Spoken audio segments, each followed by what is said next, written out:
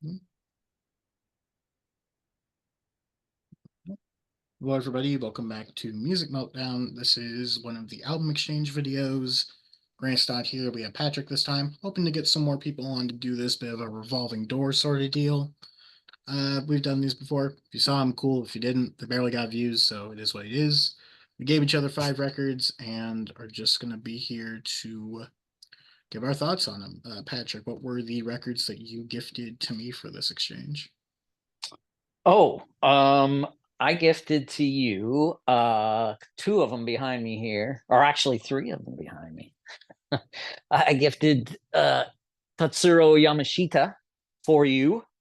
He is the king of city pop, and you had not heard either this album or any city pop at all. So this is going to be I'm very interested to see where this falls in your not only ranking, but in if you like it or not. And then we've got Yusef Kamal, Black Focus, which is a jazz album from 2016. It has Yusef Days on drums, who is a magnificent drummer. And it is we'll see what you think about that. It's instrumental jazz, so no vocal jazz. And then I gifted you Dolly Parton, Emmylou Harris, and Linda Ronstadt trio, which is a country vocal album. And it's a classic, and I love all three of them. So, very interested to see what you think about that. And then I gifted you Say She Silver, which is from 2023. It is disco, funk, R&B, done with three amazing female vocalists. Harmonically, they are just a pleasure to listen to. I love them. And then let's see, what was the fifth? The fifth was, you're gonna have to remind me because I got my notes for the albums you gifted me. Let's see. Hang on. Gil Costa. Oh, Gal Costa, yes. Her debut album, which is Brazilian, but it is not bossa nova. It is tropicalia, which has psychedelic elements in it, large Beatles influence in it. So I'm very, very interested to know where these fall for you. I think they were all new, correct? All first listens, basically. That is correct. I knew a song off of Say She because you showed it to me, but past that, that's all my familiarity was here. That being said, the Okay. 5 records that I gave to you, my modern day obsession of Josh Rouse with his 2005 opus Nashville, bit of a sort of soft pop, bit of country rock, sort of inspired 2000s material. Love him to death, one of my favorite songwriters. Afterwards, we are going to my third favorite record of last year with some hyperpop goodness. We have Fanfare by Dorian Electra. Going up from there, a bit of sort of, I don't even know how to describe this record, very just sort of dark, very atmospheric, moody record, Okovi by Zola Jesus. Have a beautiful Americana folky record next up with Outside Child by Allison Russell. Then closing it out with some classic blues rock with Colors by Peter Green.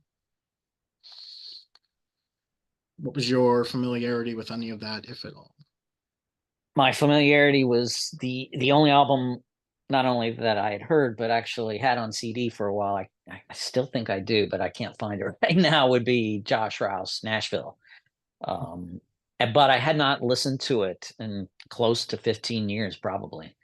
So it I knew it, and it definitely all of the melodies, all of the songs were absolutely recognizable on first listen because it was on rotation for a while for me. But that's the only one. Everything else was brand new. Nice, nice. Glad to have re-enlightened you on that. That being said, do you want to kick us off with Dorian Electra? Sure. So, and why am I kicking this off with Dorian Electra? We're doing the rank. We're gonna rank these. I presume it was your least favorite. Wow. Well, you presumed correctly. Um, you know, I So they are they are hyper pop, but there's so many different elements. Of course, fanfare. The title alone gives you an indication that everything is included in this. There's a lot. There's industrial, there's gothic, there's EDM, and of course pop and hyper. It's if it falls under anything, it's hyper pop. Um, Definitely, there's also I think some early Lady Gaga influence, and I also hear Charlie XCX. I also hear Grimes in it, although their voice doesn't sound like Grimes. Um, they're a good conceptualizer. Um, they it's so Pro Tools heavy.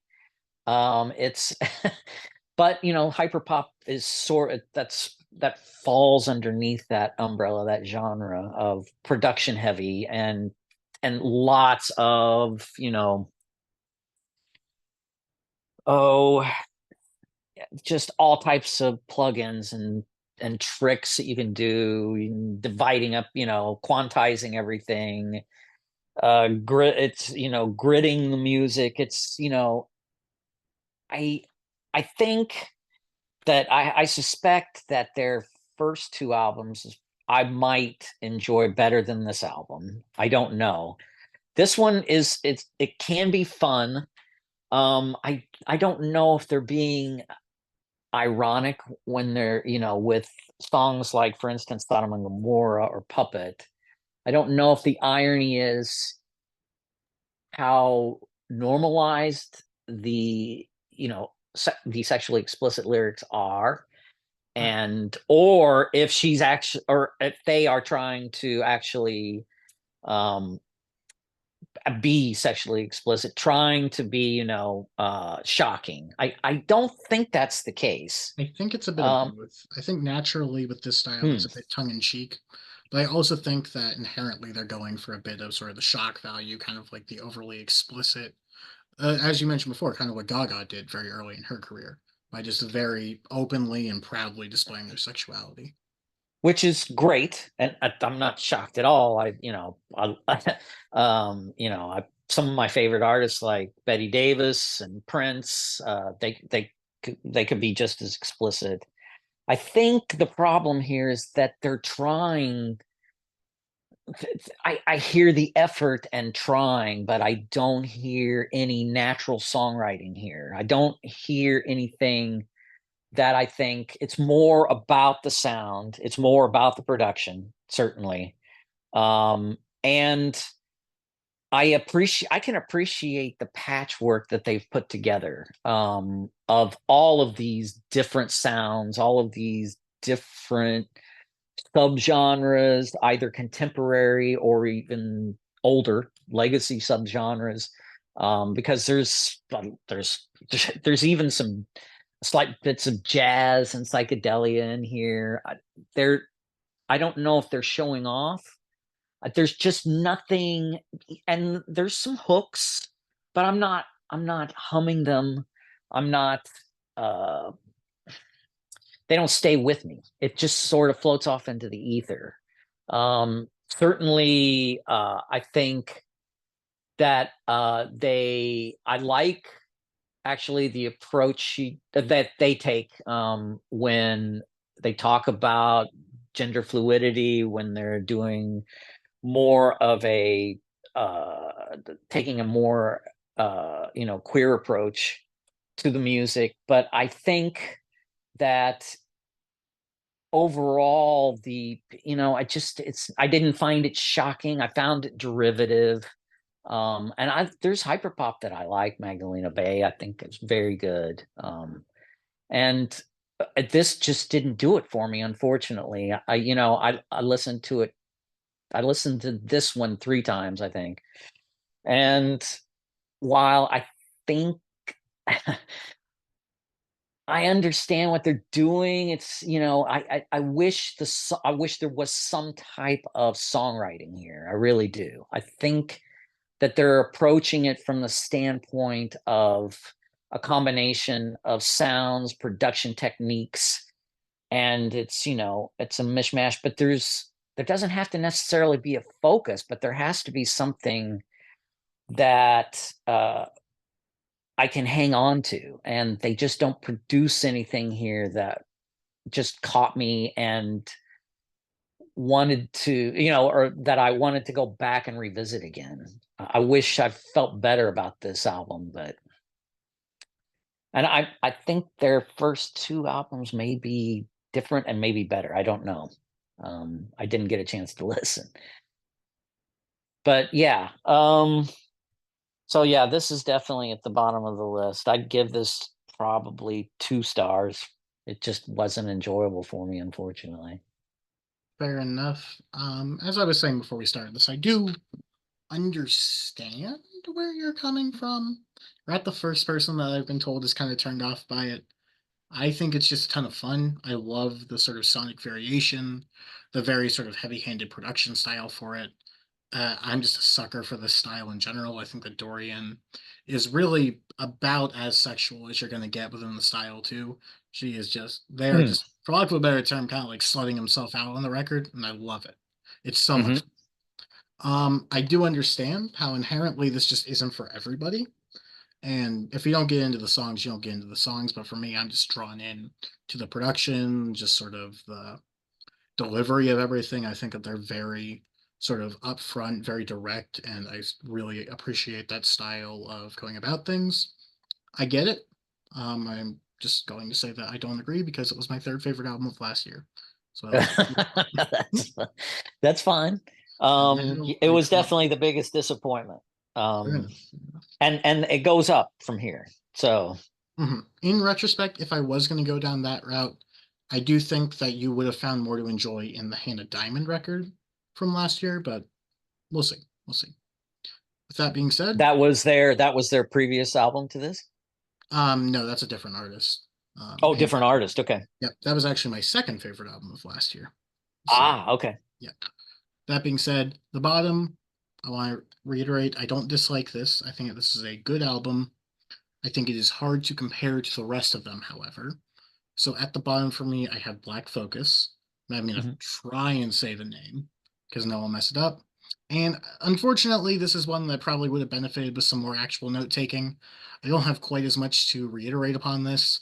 I think that it's very impressive. I think that it's very well performed. I like sort of what they're going for with this modern take on jazz. It's a genre that's consistently growing, consistently has more stuff to do. It's not just a new take on like kind of blue or Love Supreme or something like that. It's very different. Mhm. And while I don't dislike it, I think the performances are strong. It struggles to inherently sort of grip me in the way that a lot of other stuff does. It's one of those I can look at it, I can admire it and understand what it's going for, but it's 43 minutes. For me, it honestly feels a bit longer. Maybe it is the lack of the vocals or the more like distinctive parts, I would say, because it very much sort of bleeds into each other, the songs. It's less sort of like small compositions as much as a whole to me. And that's Mhm. not necessarily bad. And I appreciate that style of craft for this type of music, but jazz, it just so happens that I'm not drawn into these arrangements as much as I am on other projects. So it fell to the bottom for me. I still give it 3.5. I still think that it is well performed, well executed. What they're going for is very impressive. It's just not something that personally drew me that much into the arrangements or the songwriting there. So 3.5, it's still good, just not something I'm really reaching out for too often. Good.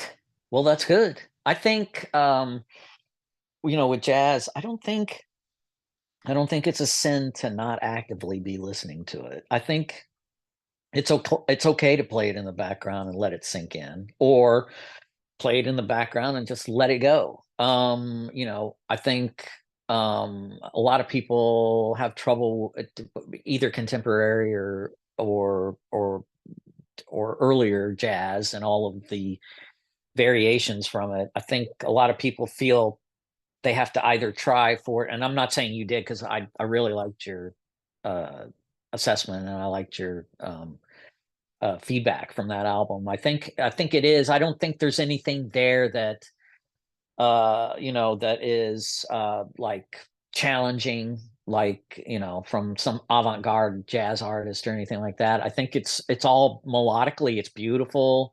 And they don't do, there's nothing there that pushes the boundaries musically. It's just it's fantastic musicianship and it's good improv. The improvisatory nature of these 2 and 3 chord vamps where they dance around the harmonics of the heads that they start out with on all these tunes is just fantastic. I love it. But yeah, I think that's great. I'm glad that you enjoyed it. 3.5's good. Hmm. I don't really have too much to add, but no, it's well crafted. It's just if I'm going to listen to jazz more often than not, I am going to the source. I'm going to your Coltrane's. I'm going to Davis. I'm going to like the Yeah, classics, and that's just sort of where yes, my tastes fall there. and that's a fine place to go. um, okay, so my next one is going to be Peter Green, um, Colors, and I think it's a good album. I don't think it's great.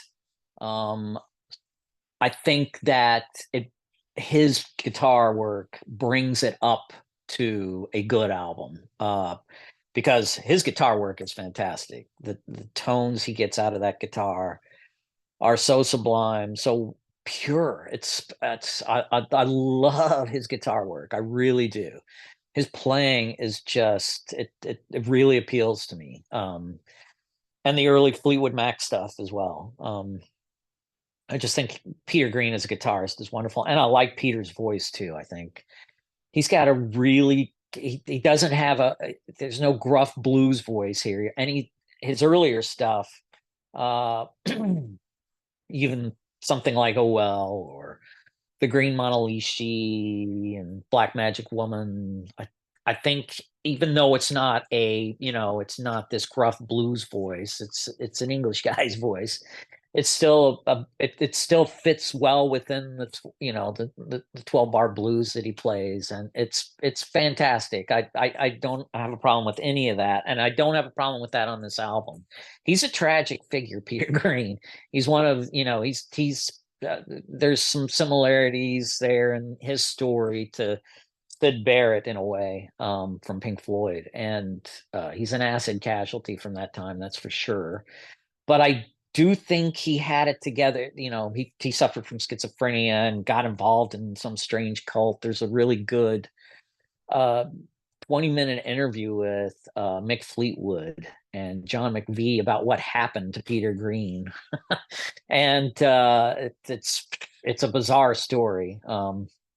And copious amounts of LSD were involved. So he definitely suffered from mental illness and had a seriously hard time after he left Fleetwood Mac. He wasn't kicked out, uh, unlike Sid Barrett. He basically left on his own into a cult situation. But he here, I don't know. This looks like it was his last solo album, at least for a while, and it's been sort of cobbled together, I think, from different sessions.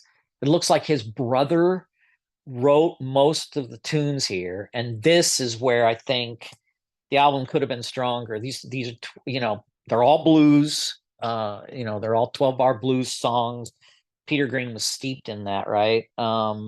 And which is all that early Fleetwood Mac stuff is as well. But there's some really good stuff from Peter Green's days in Fleetwood Mac. I've not heard his other solo records, so this is just my take on Colors specifically. But I think so. For instance, there's a song on here, "Black Woman." It doesn't even come. it's a bit cringeworthy. I'm gonna guess it was probably cringeworthy for that time as well, which was 1980, I think, was when this album was released. But it, it's no Black Magic Woman, which is a spectacular tune. So I'm just, so he's sort of copying himself, except I think his brother wrote this one as well.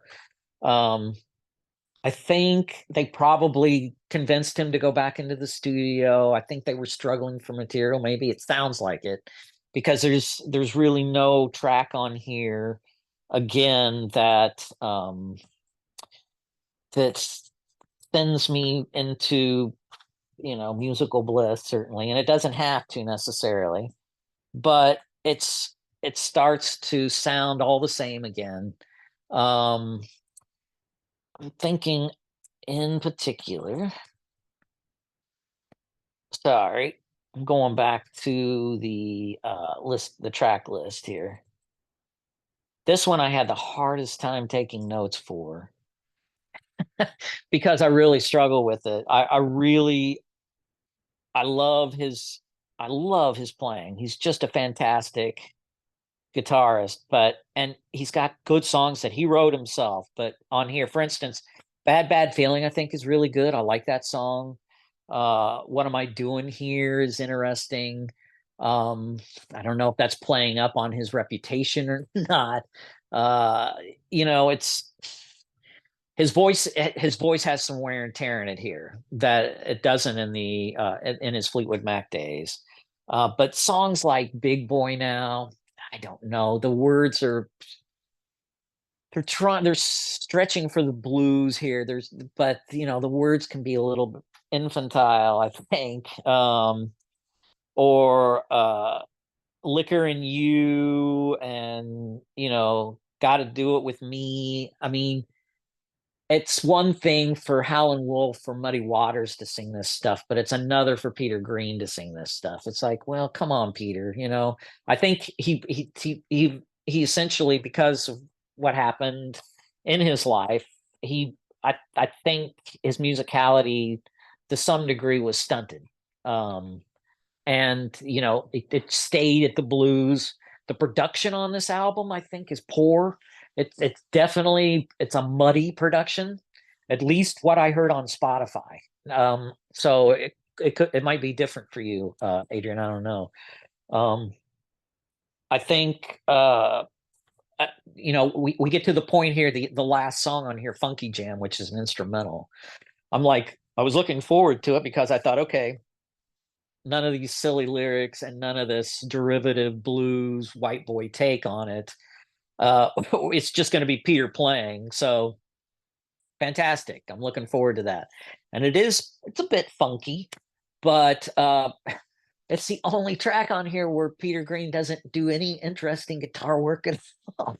I think it was probably just, I don't think it was intended to be put on the album initially. They probably needed to fill it up. This is definitely filler material. It was an in-studio jam, which takes place all the time with millions of bands, but this isn't interesting enough to even put in as filler. I wish these bonus tracks, one of these bonus tracks, I don't know where they came from, and I don't know how much later they popped up, but surely they could have found some of this archival stuff because some of the bonus tracks are okay as well, and they could have put it in place of Funky Jam. It's just, um, if this was my introduction to Peter Green, I don't know if I'd go back and explore his earlier solo work or even the Fleetwood Mac stuff. But because I know him from Then Play On, and those early Fleetwood Mac albums, I might go back and listen to a couple of his earlier solo work. This I would give probably a three star, which is decent. There's a few really good tracks on here, but most are pretty derivative. His guitar playing and his singing, even though he's lost some of his voice, and it's a little rougher than it used to be, is still good, and I enjoy listening to him. I just didn't enjoy the songs. I just thought the songs were kind of poor. So that's where I come in with this album. Fair enough. I will say, I don't disagree with a lot of what you're saying. However, I do very strongly disagree with Gotta Do It With Me. I love that song. That's like my favorite bit of playing on the record. He's Okay. and to clarify, Yeah, it is pretty good much playing. I agree.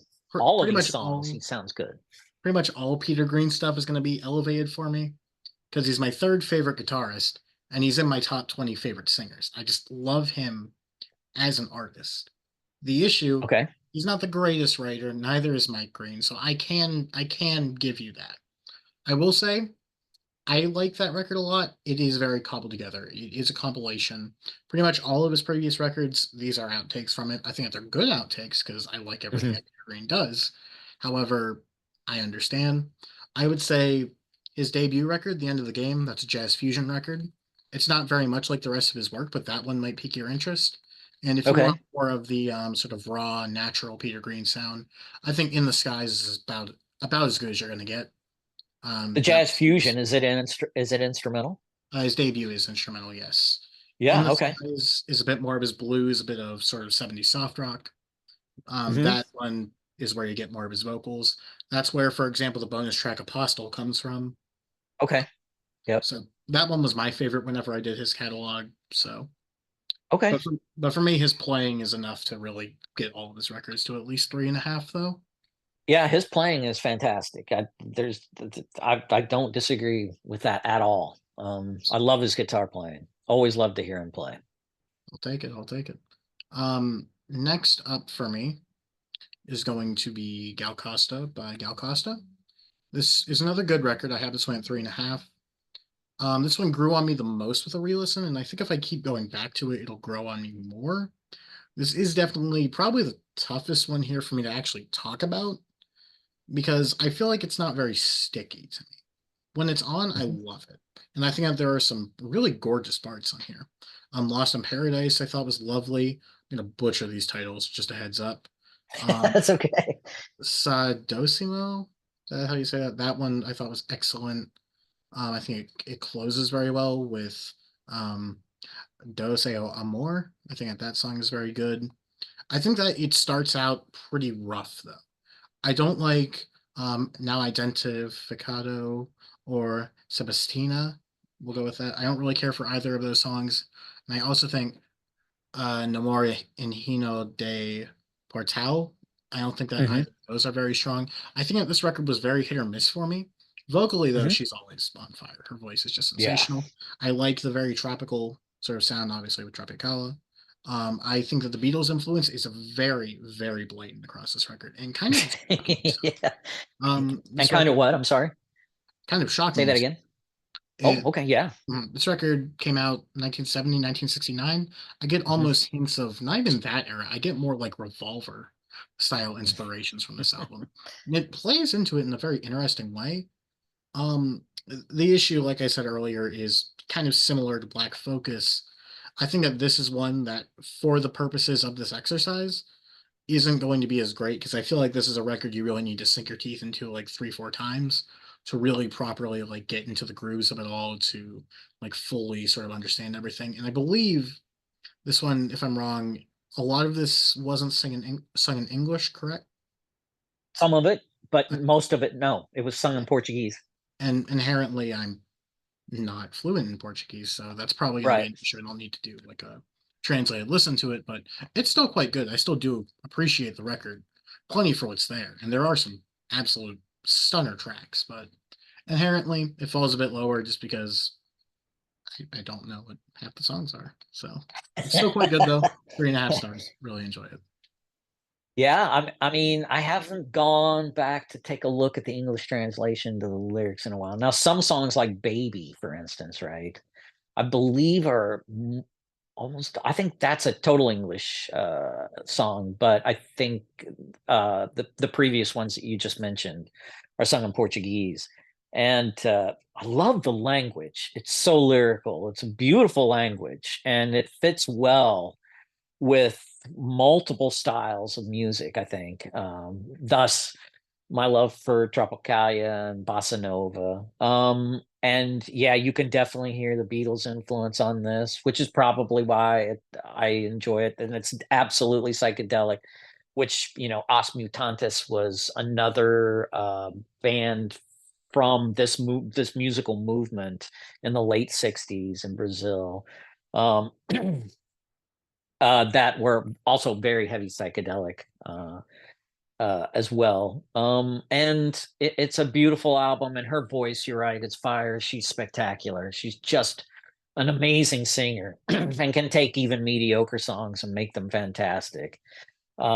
She's, I mean, she's a, I think she passed away last year or the year before. And she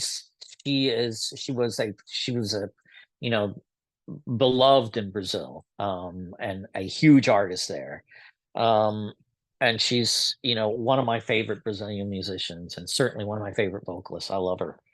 So I'm glad you liked it. I think that's great. No, I, I really liked your take on it. I thought that was great. Thank you. All right. So coming in at we're up to number three is going to be Josh Rouse, Nashville. And I give this 4 stars. I really like this album. Thank you for gifting this album. I was so happy to hear it again. It definitely brings back memories. Um, it's a bookend. So if you've not listened to Josh Rouse, this album and the preceding album before this, 1972, are both really good. He's he definitely takes early 70s soft rock as his inspiration. This one has a bit of a more country flair to it. There's definitely pedal steel guitar on this. Beautifully done, by the way. His backing musicians are really good here. um he's got a great voice. It's not anything that is standout, but it's a very warm, melodic voice that fits with the beautiful melodies that he writes. And here again, we're talking about, just like in 1972. This is probably more. It has a, it has a tad more country to it. Thus, the title of the album, but not too much. I think it's still very early 70s. Instead of like Carole King, who he refers to, or he even shouts out in 1972 on the album. Here, this is more like Eagles, Jackson Brown, um, that that early to mid 70s California, Southern California country sound, as well as a bit of Nashville. And it's, he can slip in and out of these different songs, and there are definitely, melodies here that will stay with you. For instance, he backs himself on vocals on Winter in the Hamptons, which is just that's probably my favorite track on this album. His ba ba ba's on the, almost Beach Boys like in a way.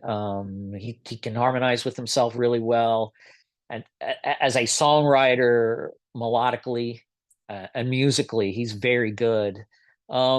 Lyrically, he's good. I would say,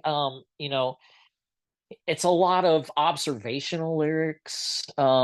This album, I did a little reading about it after listening to it again. And I think he was going through a divorce at this time. And there are a couple of songs that I think allude to his personal situation here at the time. But like Carolina, for instance. But I think um, it's not a confessional album. This is no Joni Mitchell Blue.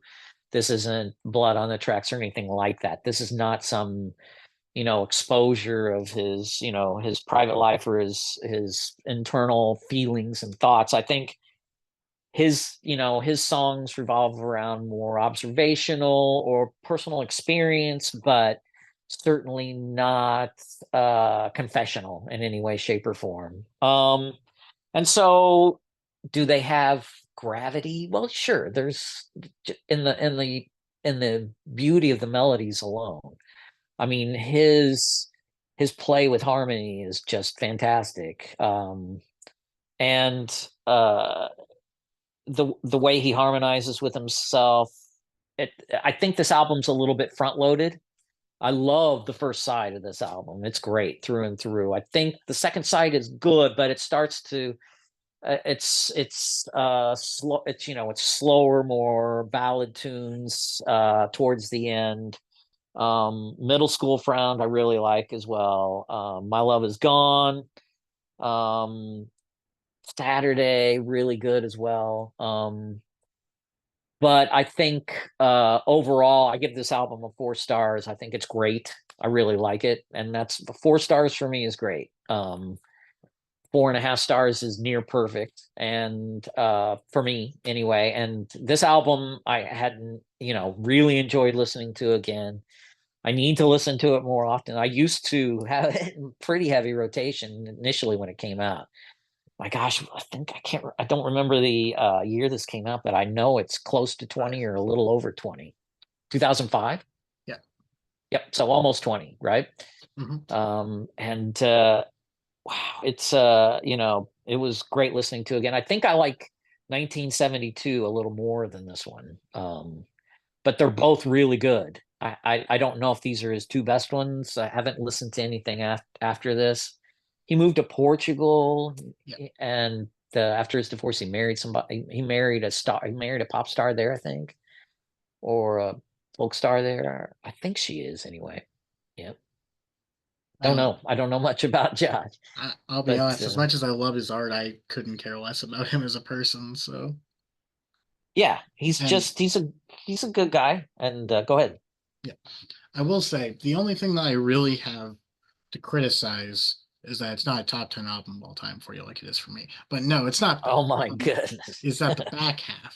Um, I think that That's the so one you two like this punch. you like the back half. You think it's I, backloaded. I mean, it's a top 10 album for me, so of course. I think that Okay. the two duology of Saturday and Sad Eyes is just incredible in the back Yes, I like Saturday a lot. Yeah, half. Okay, it's a good song. that's fair. But Yeah, but I give it 4 stars. I mean, come on. I do really like it. it's very Yeah, good. it can't it's just it's this it just doesn't reach 5 star tier. There's nothing wrong But with it. certainly it's in the fours. I will say my love of his work is a bit irrational. I've heard everything up to Nashville, and everything is at least 4.5 for me. So Wow. Okay. it's like the Amy Mann effect for me. He's the male equivalent of Amy Mann for me. Somebody I love Wow. way too Okay. much. Nashville. So to me, 1972 and Nashville are like bookends of albums. They go together really well. Um, I can see that.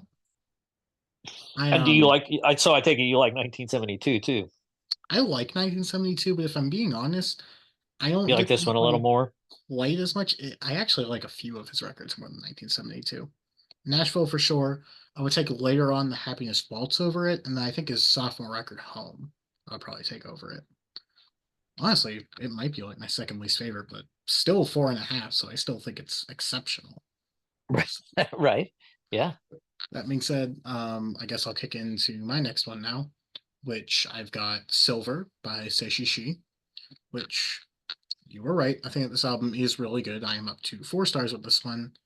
I believe the track that you gave me, wasn't it Astral Plane It earlier? was Astro Plane. Yeah, just sensational.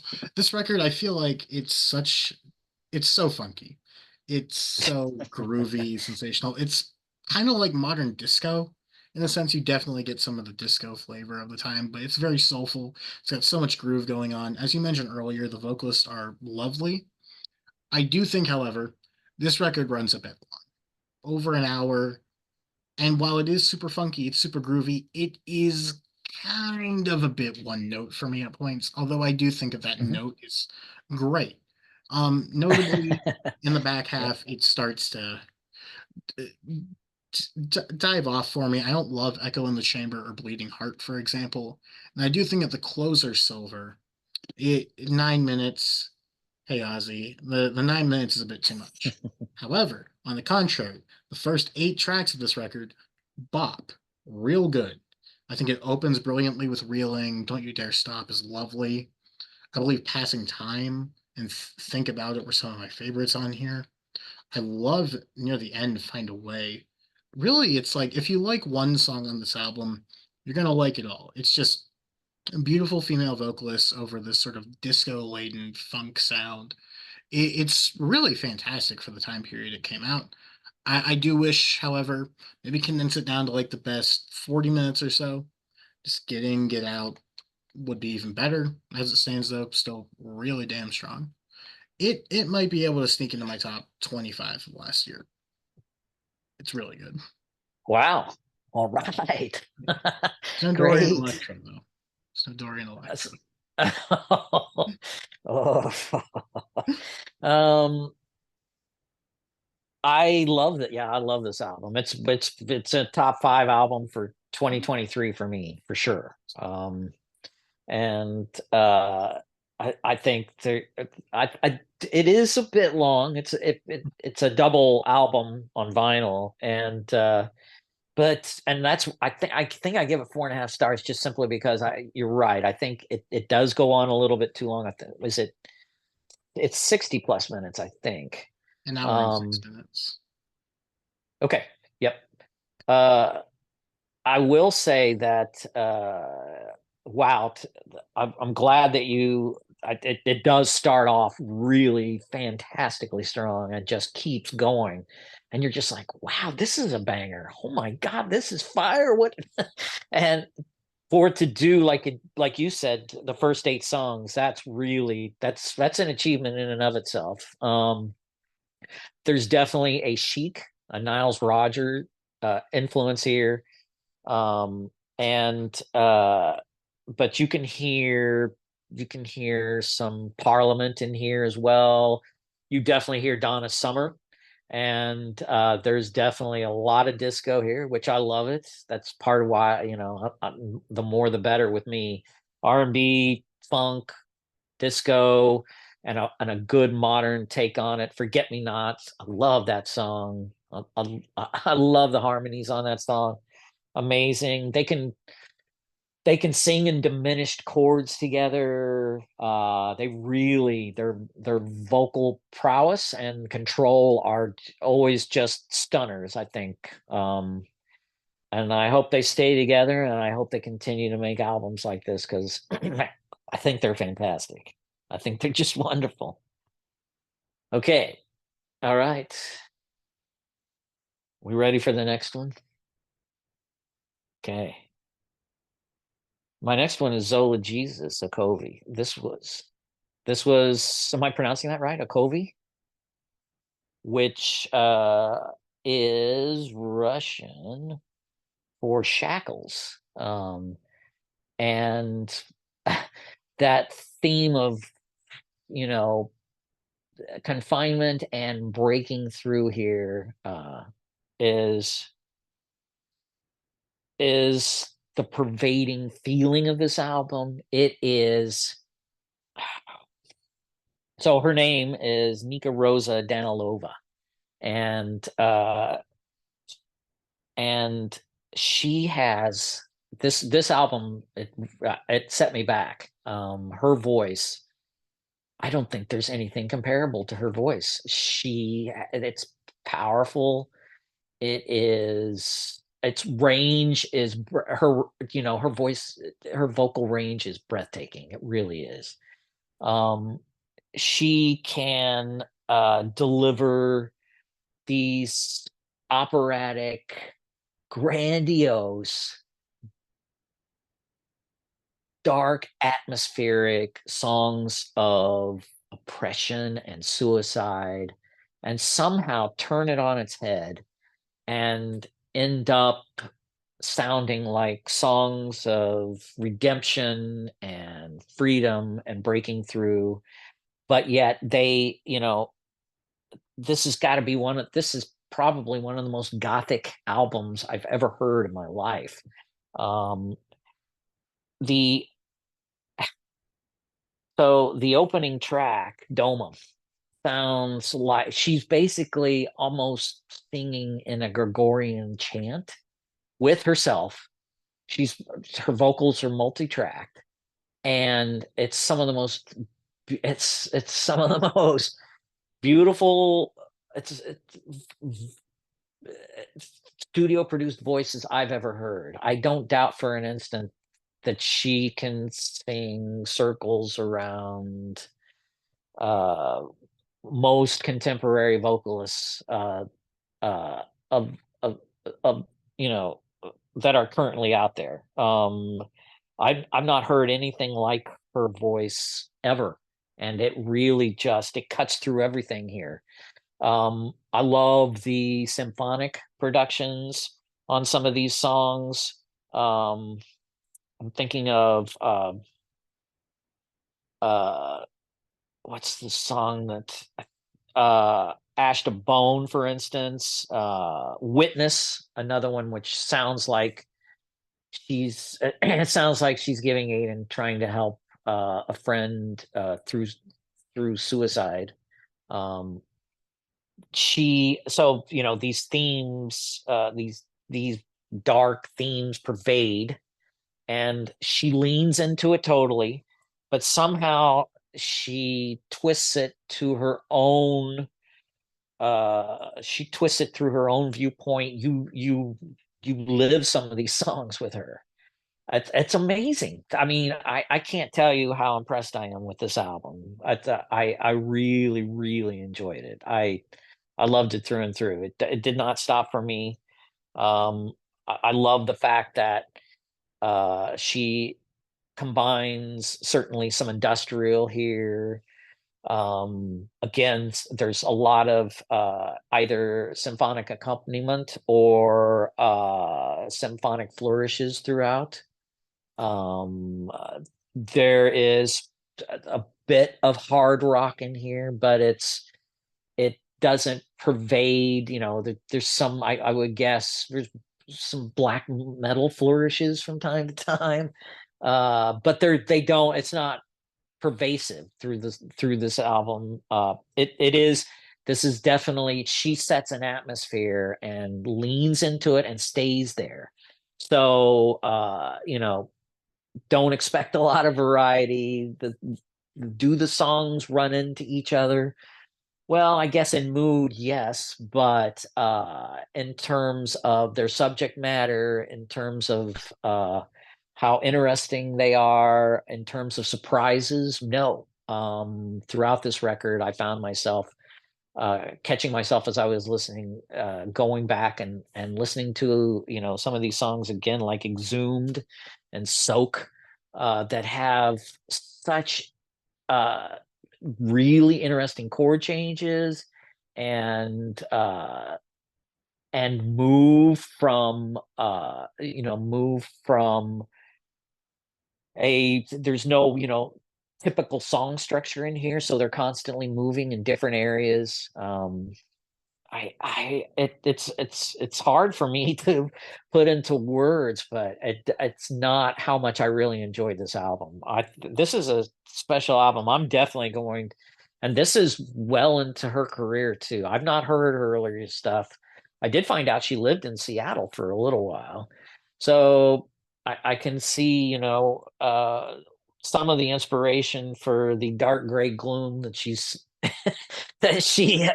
is incorporating here in this album. But it's strange because it is very goth, but it is not depressing. I did not find this album a downer. In fact, I found it quite beautiful. Um, uh, who, Adrian, do you know who the singer is for Florence and the Machine? I cannot remember her I'm name. blanking on the name. I'm not too directly familiar with them, so let me pull So this. this is Lawrence like Welch. Florence Welch. Yeah, this it this is what I wish, you know, I wish Florence and the Machine and I were as interesting as Soul of Jesus. And there's a similar vibe in Florence Welch's voice to Zola Jesus, except she doesn't have the power. She's not even come close to the power uh, that Zola Jesus has. And nor is she as interesting. I don't think they're. it's the grandiosity, I think, in Florence and the Machine that sort of reminds me of Zola Jesus in a way, and the vocal heights that they both reach. But I think she's just miles away, so much better. Really, just I hope that my enjoyment of this album is coming through because I really, really, this was a great recommendation, Adrian. Thank you very much. I really appreciate it. Really, really enjoyed this album. Awesome, awesome. Yeah, it's such a crush. I get what you're saying, but I feel like it's also just like such a crushing record, just with how grandiose the production is, how soaring her vocals reach. It is quite literally like, sure, you had like The Cure and like Joy Division and like these gothier, more influenced bands of the 80s, but this is like as black gets on just how Yep. this record moves. It's a Yeah, grower too. Like you keep listening to it and it just hits you like a it dunk truck. is. Like It is. I've listened to it 4 times now, and I'm always hearing something new in every song. Um, absolutely. she's spectacular. She's something else. I've never heard Nika Rosa. I've never heard a voice like that. Just it grabs your throat and does not let go. And Absolutely. you're right. It is heavy. It's definitely. And I love how much she leans into it too. I mean, if you're gonna do an atmospheric record, do it right.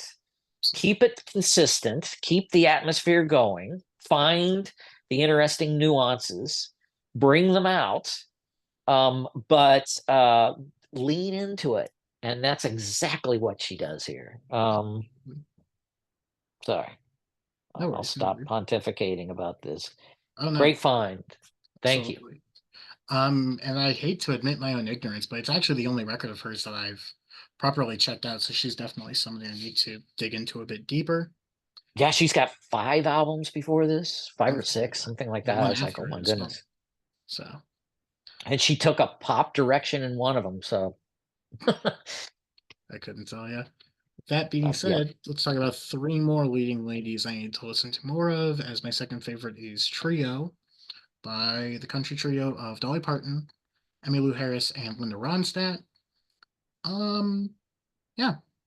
What can I say here? It's just three beautiful women singing over incredibly well crafted, beautiful sort of country ballads.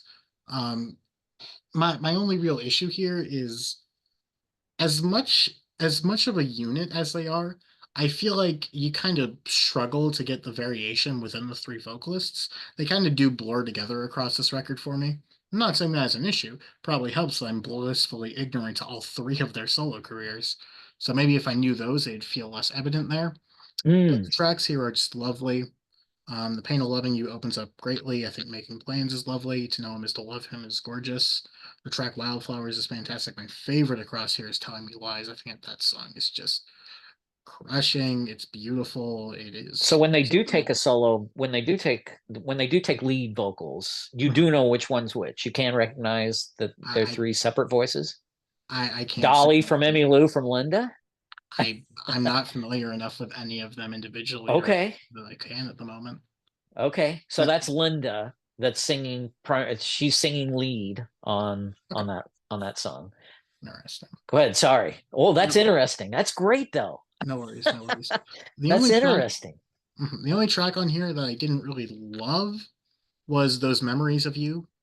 I think that's a solid track, but I don't love it. Okay. Evidently, I've made a bit of a faux pas there, but it is No, I love that song, but yeah. Go ahead. no. I think it closes greatly with Farther Along, and I don't know. This is one of those records. I think that it's incredibly well performed, well crafted, well um, put together, but it's hard to really say too much individually about it for me. It's just how can you listen to this and say no unless you are well dumb or just You have a painfully hole in your ignorant to soul. country music. It's just a great record. I mean, I'm at 4 stars for it. I think it's very strong. Production wise, it's probably the second best of the batch that you gave me as well. It's a beautiful sounding country record. However, you gave me a city pop album, so that's always going to sound better. That's about as much as I can say on Trio, though. It's lovely. It's beautifully crafted. However, I just don't think it leaves me with as much to really talk about, sadly. It's just damn good music. What more can I say? Great. Well, you came at it from a perspective I've never had because I knew Dolly, I knew Linda, I knew Emmy Lou before this came out, and had I even as a kid, Dolly Parton had a variety TV show for a little while. It didn't last too long. She was always on TV because she was on the Porter Wagner show, but she finally got her own show when she broke away from Porter Wagner. And she had Emmy Lou and Linda on one of her episodes, and they had never sung together before. And uh, there was something there, right? From the first time they actually sang together on that variety show, um, that kept them going. In fact, there's a good short doc on how Trio came together, how they all found each other and were able to finally get into the studio, because they were all. You're right. They all, they're known for their solo efforts, right?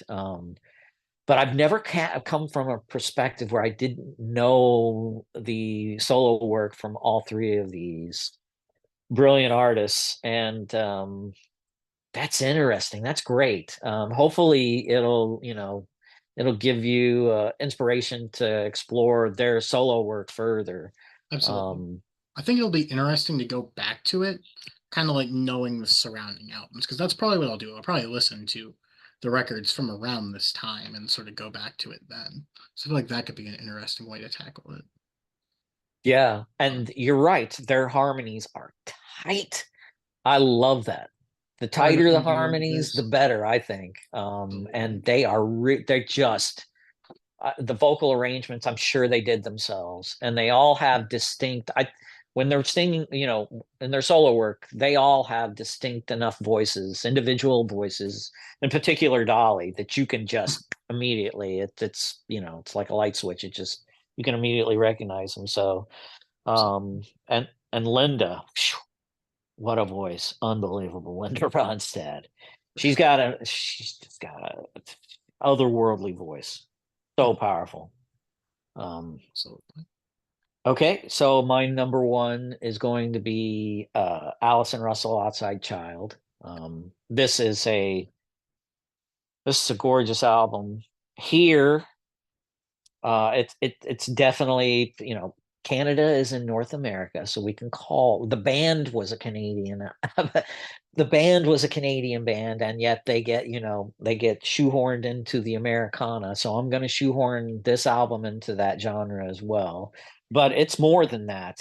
There's gospel influences here. There's jazz influences here. Absolutely. There's folk, which of course that's what why it gets put under that broad umbrella of Americana to begin with. This is the this is the only album I know that is a concept album about childhood sexual abuse and the recovery from that. That topic it can sound daunting, but this is such a you know this is a joyous she's a joyous motherfucker on this album, that's for sure. And this is a very positive. It's unbelievable how uh transformative and powerful and positive this album is, considering the horror story that was her childhood. Grew up in Montreal, and had a schizophrenic mother who an abandoned biological father, and then the man that her mother married later on in her childhood was a white supremacist and a molester and a all around piece of human garbage. And she survived a what could be a tragic childhood, and she has come through it on the other side, and uh, just as a musical artist, she is she is she holds a lot of power, and her voice has an incredible range. She can sing as quietly and as sublime as she wants to, but yet she can get into the upper echelon of gospel, and she can be sultry like jazz can be sultry.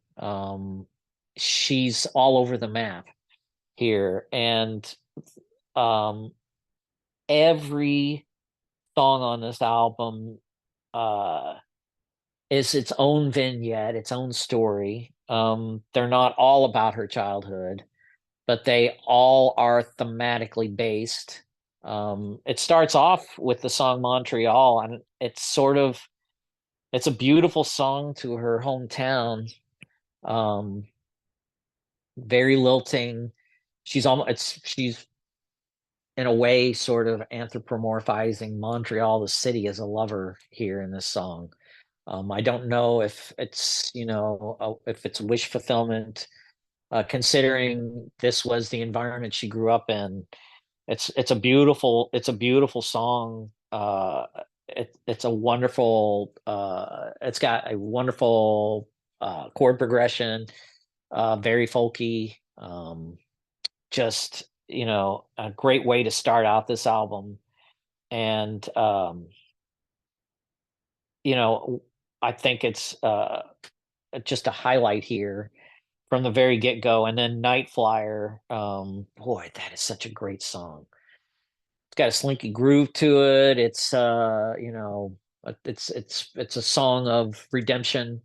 um she sounds uh you know she sounds like she came out of, you know she and she can just uh effortlessly flow between vocal coos of cooing and sighing, like a more modern day Billie Holiday, and then she can swing into almost, capturing a gospel shout, um and just glide between these influences so effortlessly. She If she's not singing about uh her childhood on this album, she's taking detours and singing about a a prostitute that she helped counsel through a tragic life. She can get lost in, like, myth, or what sounds like a myth from Irish or Scottish folk song, like Hi Brazil. Um, i- it's it's uh, it's it's it's breathtaking. She can get dark and address her parents directly, as in or in a song like The Hunter, that shifts into darker tones, but yet still musically can be quite uplifting. So she can take tragedy and still turn it into a melodically engaging experience. The last song on this album, Joyful Motherfuckers, which is why I mentioned that earlier, is it's, where are all the joyful motherfuckers? She definitely is. It's the message of this whole album. It ends it, it's so well. It's she plays banjo, guitar. Some of the songs I believe she composed with her husband here. Um, she uh she's multi-talented. She's an engaging human being. She's a compelling musical artist. I think Brandy Carlisle helped to get this album made, or at least expand this album to a wider audience.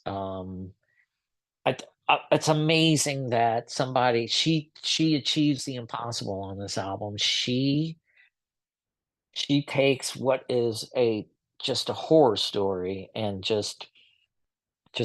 completely flips it on its head, both musically and lyrically, into something that is a joy to listen to. Uh, is a It's uplifting. It is so it's very accessible. The melodies here are wonderful. She's a fantastic musician. She's a great songwriter. And it's a good counterbalance to some to Zola Jesus, actually. But I love it just as much. This is 4.5 star territory for me. This is almost 5 star. I can't think of a song that I don't like, but there are a lot of standout tracks here. Um, this is the best of the bunch you gave me, and another big surprise for me. It came out in 2021. I completely missed it. It's my fault. There was a pandemic going on, so Slight issues no there. excuse. I will say, great review, lovely, everything you said about it. Higher on it than me, actually, so that's cool. The only criticism, you didn't bring up Persephone, and that Oh, song is that a is a great song. just utterly gorgeous. I do love that song. That is a It's beautiful song. it's I think I do have it here in my notes, and I just didn't mention it. it's all I'm good. skipping around. I will say that's another one I think is dampened a bit by the length. It's long, That's yeah, just me bitching though. So yeah. I got something I can't bitch about here. Number one, yeah, but For You by yeah him. Tatsuro Yamashita. Thank you. You're welcome. Well, yeah. Okay, all right. What the fuck do I say about this? It's essentially just gorgeous. This could arguably be the best produced record I've ever heard. It is just an absolute auditory level of bliss. It Um, is. Now, It what I is. mentioned It is. earlier about the Portuguese singing and how I couldn't understand that, um, yeah, didn't do a damn thing here because his voice is. I assume that that's probably not the thing that people point out, but Well, this he. isn't Portuguese. This is Japanese. I know. I was getting that. I couldn't understand either one of these, but I don't know what it is. I assume that it's not really the selling point here, but his voice is just stunning. It's just a lovely Yeah. sounding record. His vocals are perfection. This is probably going to sound super weird to you, or you're going to pick up on me. This is like if Steely Dan and ELO had a baby to me, because just like the jazz influences, like the Yeah. gorgeous Well, production. Steely Dan, absolutely. Go ahead. Yes. For whatever reason, my first time I heard this, I was getting massive like Time by ELO vibes. It was hitting me in a very similar position. I think that his style of melody writing is very similar to that of say Jeff Lynne's, to where it's just super infectious. His songs really get stuck in your head, and they are just gorgeous. Yeah. I don't even know what to say about this. It's just Yeah, like the they are. arrangements are perfection. The synth choices upon here are just it blows my mind that this record came out in 1982, a year that for as good as it is, a lot of records don't sound the best. This record is just like a glistening example of like perfect production. It's hard for me to even really discuss because of just how excellent it is. The songs just get lodged into you again and again. The opener Sparkle is lovely. I think it closes greatly with Hey Reporter. Lovely and Island is great. Morning Glory. There's not a second of bad musicality, performances, or anything on here. I sound fucking stupid because I'm just sitting here word vomiting, but it's like, what more do I have to say, really? It is just it it if you're able to get into the super glossy, the super shimmery, lovely production style, it is going to hit you in a way that few records can. If you can't, I'm sorry for you. It is 4.5 stars. I was very tempted to go 5 with my initial listen. I dropped on it a bit going back to it, but it is just mind blowing. Legitimately made me sit back and just awe of it the first time I heard it. Just amazing, really. It is spectacular.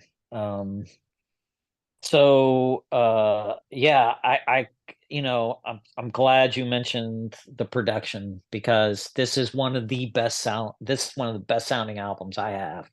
And it's all due to just the production is magical. It's glorious. There are a few records produced in any decade that sound as good as this. I, I it's bright. It is it sounds like it was recorded hot, which is like, but not brick wall. This is not taking the volume all the way up. This is just craftsmanship with balance of all the instruments, the vocals, where they are in the mix. This takes it almost takes like there are, for instance, Trevor Horn, who produced some amazing records from the early 80s, from around this time, right? This is a step up from that, I think. This puts a almost like a gloss and sheen on something already very high gloss and reflective. It's something, it's otherworldly almost how good it is. You're right, there's not a bad song on this album. It is vocally, his voice is great, and not only that, the harmonies are. If you couldn't hear the Brian Wilson influence here, it's just that's, and I think that's where the ELO is partly coming from, that you hear, and definitely jazz, right? There Absolutely. is a absolute jazz. Hey Reporter that you mentioned earlier, right? Funky. Woo! Oh, That song is so funky. It's amazing. Love Talking, Honey, It's You it sounds like it could have been pulled from a urban soul R&B station from that period in time, from America, right? Out of Chicago or Washington D.C. or LA or something. It has a definite soul and R&B and funk influence that is just pronounced throughout all these songs, but it's kept in check with these brilliant melodies, amazing vocals, and here 90% of it is in Japanese, but usually when he gets around to the chorus, that's sung in English, right? So that's a little treat that he'll throw out there to keep you hooked, and hooks aplenty on this album. Uh, Sparkle, that's an earworm that you just can't get out of your head. It just digs in, it bores in, and it doesn't leave. I bet you on a couple more listens, this is a 5 star album for me, and I bet you on a couple more listens, it would be for you too. It's just I was on. it is an amazing album. You can, this city pop just, it wasn't even, I mean, that's an American term that we're just throwing on pop from the late 70s and early 80s in Japan. And why Westerners dig this song or these songs and this music is because it's so Western influenced. It's just got, and in particular, uh there's a lot of R&B and soul here. It's amazing, the influence. It's all over these songs. It's, yeah, this was to me when I first heard it, just I had my jaw on the floor. I was like, wow, what did I just listen to? It really is just as if the most technical, like jazz players and performers were taken and told, you need to create a pop record. You need to create a record for the masses. But they're still able to sneak in all of these super cool and inventive musical ideas into it. Because it's not like this is a simple pop record. No, there's so much going on. No, And then the no, arrangements and the production, especially. absolutely. And Steely Dan, I absolutely get. Oh, yeah, Absolutely. Jazz, pop, jazz rock. Yep. Huge. It's written all over this album. Yep. big time. Yeah, Yeah, great. All right. I'm glad you love that album because I it do too. I think it's just a wonderful album. absolutely, it really knocked me off my feet the first time I heard it. Awesome. In a way I wasn't anticipating. I knew I was going to like it. I'll be honest. Mhm. I pretty much knew going in everything I heard about City Pop. I'm going to at least like this. To love it to the degree to where I was debating five wasn't exactly on my radar though. And I am not complaining. I'm not complaining about that one bit. So Oh, I don't have it with me, but there are so Light in the Attic Records, which is a label out of Seattle here, mhm, um, has three compilation albums called Pacific Breeze Volumes 1 through 3. mhm, And it is a compilation of all the pop songs from Japan during this time. It's basically an exploration of city pop. And I would highly recommend them. They're on Spotify. All the compilations are on Spotify. Um, and I have all three on vinyl, and they sound spectacular as well. I mean, there was something in the water at this time, just the musicianship, the songwriting, everything is just so yeah, explore those comps because they're a great starting point for artists that you may find you want to further explore. will do. They're great comps. Absolutely. That being said, any closing remarks here, or do we think that we got the point across? Jeez, how long have we been at this? Hour and a half. Goodness. Something like that. um, no, but I had a great time, Likewise. and thank you for inviting me on this album trade. I think it's fantastic. I like the exchange. Absolutely. And maybe we can do it again sometime, but I know it's going to be a revolving door, and I think it should be. I Oh, yeah, think bringing in different perspectives is always fantastic, and I love hearing stuff that I've not heard before. for sure. Um, you better believe that I will be checking out more Zola Jesus and Allison Russell for sure. That's a given. I will also listen to more Solo Jesus because I've been slacking on that. And I think that there's a chance that you might like Alison Russell's next record even more because it's got that groove, it's got that funkiness to it. Cool. So But less Americana, more R and it's B. it's less of the rootsy stuff. It's more R&B, more soulful. Which Cool. You've I got the I she I, got the vocal chops to pull it off. I liked it more, but I understand that's Yeah. kind of a lot of people weren't as into it. But it's not a huge Oh deal. well, that's always a reason for me to be more into it. Absolutely. Alrighty. With that being Absolutely. said, I hope that you enjoyed this record exchange. Go listen to some damn City Pop already. Stop procrastinating. Just do it. That being said, I hope that you all enjoyed this and you had a good time.